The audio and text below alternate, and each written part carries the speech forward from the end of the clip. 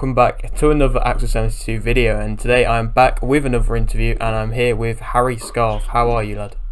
Yes, I'm good. How are you? I am great, mate. I very much appreciate you doing this. No, Sam, mate. No, it's all good. So, Thanks for having me on. yes, of course. So if you're new around here, please subscribe, like the video if you do need to like the video, and we're going to get straight into it. So, am I right in saying you're 11-2, you're a welterweight, and you're 29? Yeah, that's it, yeah. Yeah? So we're going to go back to the start of your career. I'm going to start with the question I always like to start with. Who inspired you to get into boxing, lad? Inspired me to get into boxing. I was a bit of a classic story of naughty at school, Right. told to go to the boxing gym, and then got introduced through a family friend to Clifton, and that's it then. Never looked back. Ah, right, okay. Well, I bet you're glad you didn't look back. And that's it. All right, so obviously as everybody, they start in the amateurs. What was it like for your first amateur fights? How were you feeling and how did it go? Yeah, I was all right. I was very nervous for my first few amateur fights. I remember the nerves, but then you get 10 fights out of the way, something like that, and you're off. Then you can crack on. The nerves go down a little bit. Everyone gets nervous a little bit, and I think that's just natural, innit? Yeah, but, definitely. And then got stuck into the amateurs and won titles as an amateur as well. Yeah, I mean, from what I read, you did very well in the amateurs. Yeah, I did all right in the amateurs. Yeah, did all right. So obviously you did all this in the amateurs, but why did you turn pro when you did? I think there was a couple of people. I can't think how long the Olympics were away, but I think basically I would have been too old by the time I'd done the Olympics. If I'd waited, it probably would have been like another 6 years of trying to get an Olympic spot.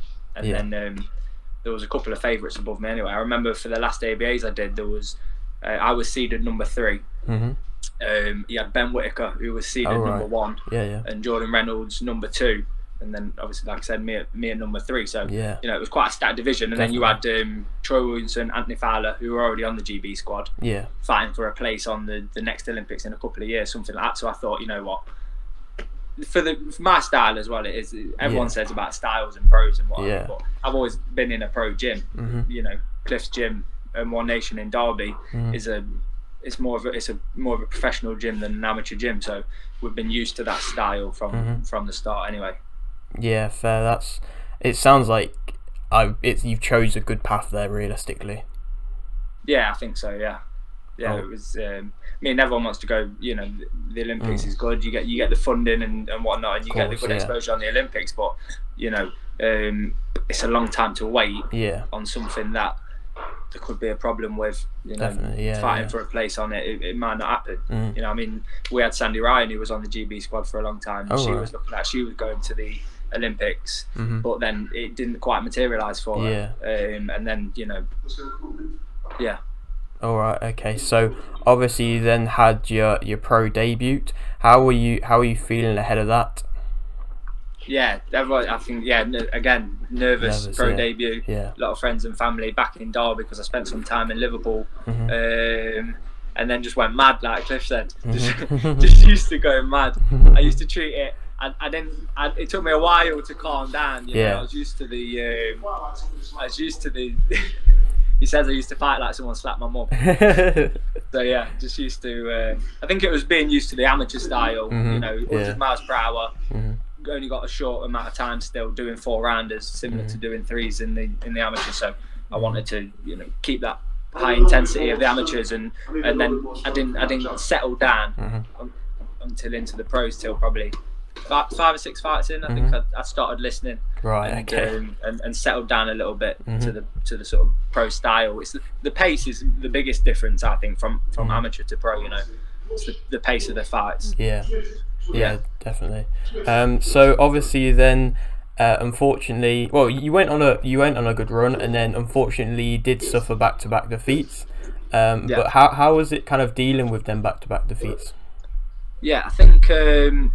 I won my first English title at super welterweight. Went up to Bolton and beat the champion there, Jack Flatley, and I did it pretty comfortably. And then I got the call for the Fowler fight.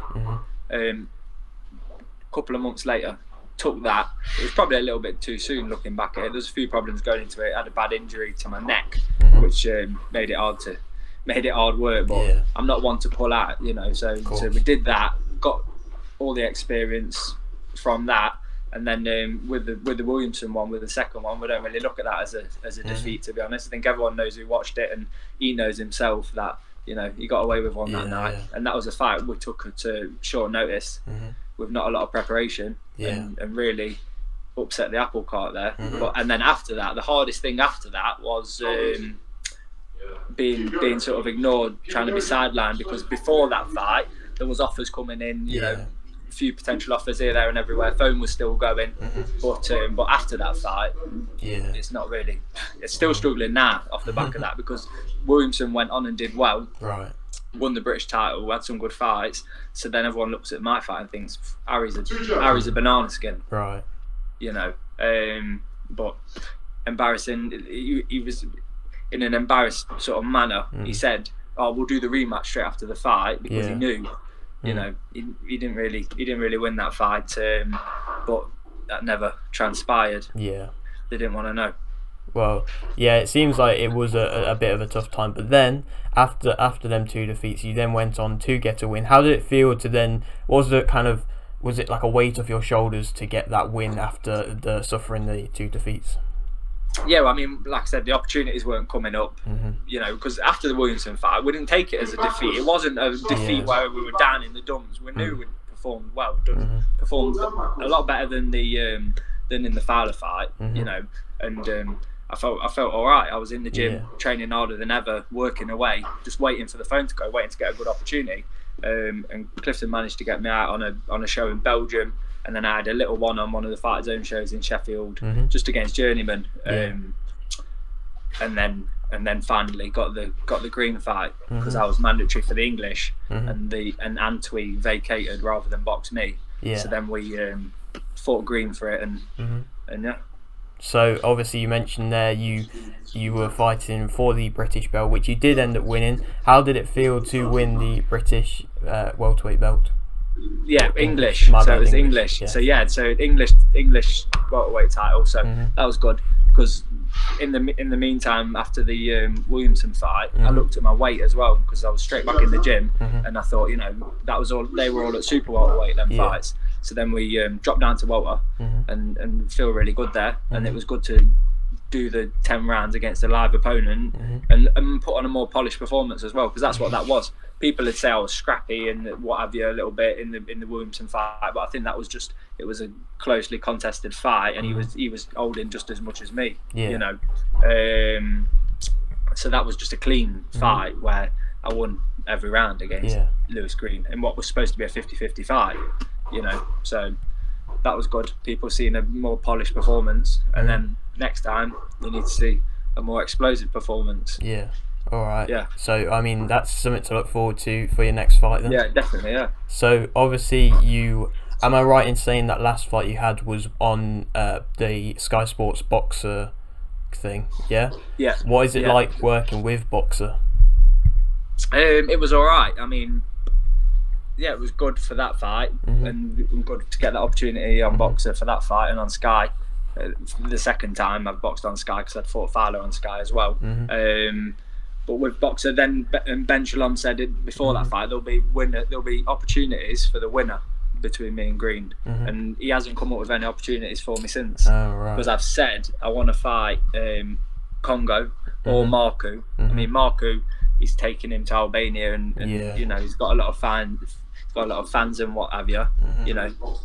Yeah, and he's boxing a bum, and we said we'd take that. He's about 250th ranked in the world. He's never beat anyone, the guy he's fighting. So I don't know. And then Congo, I seen him at his last fight when he fought Formella, and I told him after the fight, let's do it. I was ranked 4th or 5th in the UK on BoxRec before that fight, and I think we swapped places after he beat Formella. So there's only like a place in it. But he don't want to know. He wants to try and go like the international route, pick his opponents. Don't want a real fight, and I think that's where boxing suffers. A lot of bullshit. You know, off these type of people. They'll say they'll fight anyone and what have you, but they won't really. And these promoters as well, like I said, Boxer and Ben Shalom, they're happy to give these people, Marco and Congo opponents that they're picking, but they won't stick them in with me, and they'll say, you know, they won't give me one. So yeah, a little bit frustrating. Yeah, but I think it stems down to the same thing again. I'm a high risk, low reward type fighter. So yeah, that's where we're at the minute. Yeah, I mean, from what I've seen from you fighting, you seem like somebody who is going to be a tough fight for anybody, and certain fighters, maybe like a Marku or Congo, may be looking for more international fighters that won't be, because like British fighters, a lot of them can be quite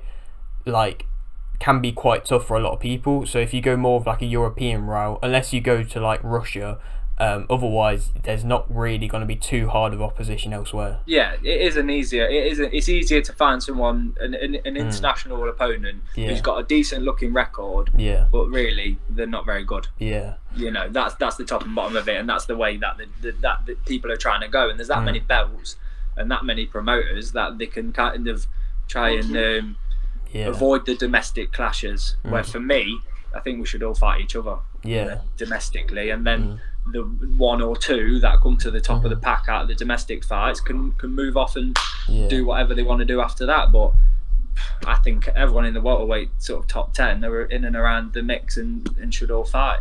Yeah, definitely. I mean, and the frustrating thing for me again, the British, there was a mandatory for the British, and I was English champion, and on Welterweight I'm one behind Echo Esserman, who's got the British title. So I was the closest person, if you like, to him with the English title. And then that Samuel Antwi, who vacated his belt rather than box me, who was ranked below me, got the mandatory slot for the British. Oh, that must have been annoying. So yeah, that's frustrating. Stuff like that. And that would have been a good fight as well, because it's Derby, Nottingham. I used to spar with Echo when I was up at Super Welter, so I know him. But yeah, it's just frustrating. Just little things like that. So it should come. So is that kind of where you're at? So the fact of you don't really know when you're next going to be fighting, or is there a possible date? It's got to be before the end of the year, but we've got nothing nailed on at the minute. So you know, I've got a they give me a, because what they did when they did that, they give Antwi the board give Antwi the mandatory, then they did a final eliminator for the British between Crocker and Congo. Well, that's not happening. And then they've given me an eliminator and a defence against Liam Taylor. So we've just been trying to sort that out, but the fight don't look like it's going to be on TV. Or anything. So you know, if it's not on TV, I'm not going to go on a small old show to Manchester to defend my English title. You know what I mean? So we'll see. And I'm open to Super Welter as well. So Troy Williamson, there's unfinished business there, but they try and downplay me. You know, but I'm a two-weight English champion. A lot of people know that I beat him the first time round.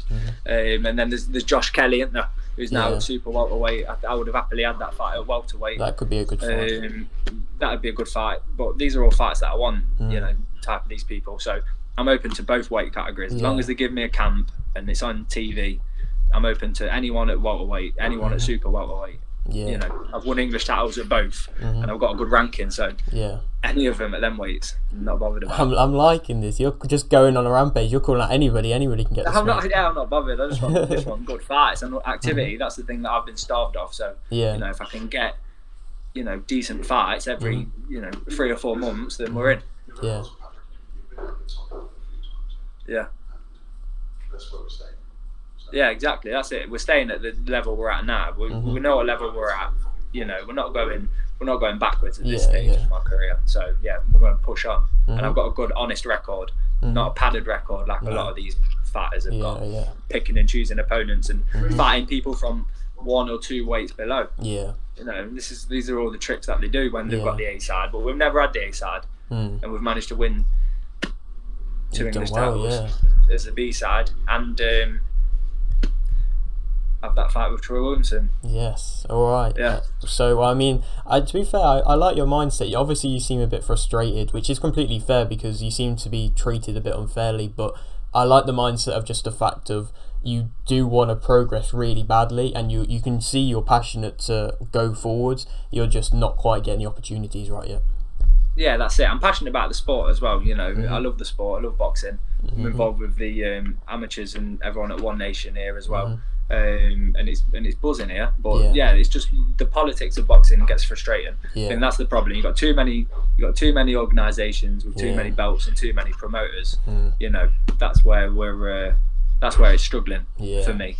Well, I've seen kind of that kind of annoyance from just multiple different promoters and belts and all that kind of stuff. It's seemingly happening more now, just because people are moving around a lot to go where the money is and stuff like that.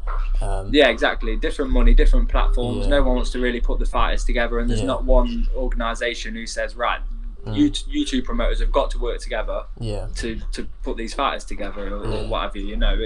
It rarely happens. So that's the frustrating side, but I don't really see a way around it. There's too much money involved. It's a business, isn't it, boxing? It's very much a business. I'd say it's probably 90% a business, 10% a sport. Which can be frustrating. But that's why I like to be involved with amateurs, because it's good, honest aspect of the sport. You get two lads there, completely 50-50 fight. They train hard, they turn up, have a fight. Just nothing. Happens, it's just that's the best way, isn't it? That's what boxing's supposed to be all about. But don't really work like that in the pros as much. But I think my time will come. Definitely. Just need to get busy, and it'll happen. Stop calling everyone out even more. Yes. All right. Okay. So I very much appreciate you doing this interview. Maybe when you're back fighting for maybe international belts or European belts, we can maybe come back and do a return interview. Yeah, definitely. Yeah. I mean, yes, of course. Good luck for trying to find opponents. I'm sure somebody will come knocking at some point. Yeah, that's it. Hopefully we'll get a big fight. London has TV fight, good dominant display. And then my last display was dominant, but I think this time, might need to take someone's head straight off to see what's happening. All right, okay. So I'll leave it with this final question, which I always like to ask: is there anything that you'd like to shout out? To shout out, just shout out to One Nation, One Nation, Derby Boxing, Clifton Mitchell. Just big up Derby, and the big up the Rams. All right, okay. Well, thank you very much for doing this, lad. Yes, nice one. All right, okay. Thanks for watching. Like the video, if you didn't like the video, subscribe if you're new, and thanks for watching.